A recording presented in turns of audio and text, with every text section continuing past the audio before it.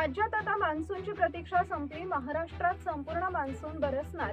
नक्की काय आहे संपूर्ण बातमी पाहूया.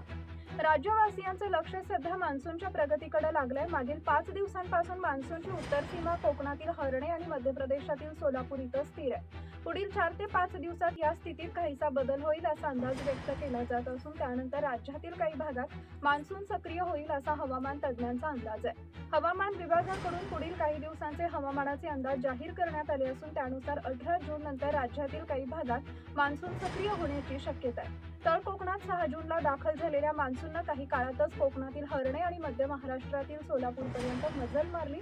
त्यामुळे राज्यातील इतर भागातही मान्सूनची वाटचाल वेगानं होईल असा अंदाज व्यक्त करण्यात आला होता.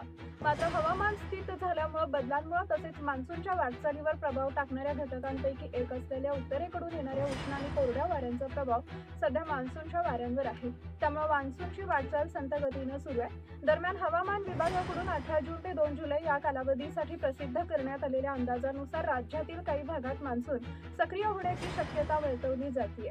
तसे झाल्यास नागरिकांना तीव्र उकाड्यापासून दिलासा मिळणार आहे. राज्यात पुढील काही दिवसात मान्सून सक्रिय झाल्यास हवामान विभागाने व्यक्त केलेल्या अंदाजानुसार 18 जून ते 2 जुलै या कालावधीत राज्यातील कोकण किनारपट्टीसह मध्य महाराष्ट्र, मराठवाडा आणि विदर्भातील काही भागात मान्सूनचा प्रभाव राहण्याचा अंदाज आहे. या टप्प्यात सुरुवातीच्या काही दिवसात दक्षिण कोकण किनारपट्टीवर मान्सूनचा अधिक प्रभाव असेल तर या दरम्यान विदर्भावर कमी प्रभाव असेल असा अंदाज आहे. मात्र 25 जून नंतर हा प्रभाव वाढून मान्सून हळूहळू संपूर्ण कोकण किनारपट्टीवर सक्रिय होईल असा अंदाज व्यक्त केला जातोय.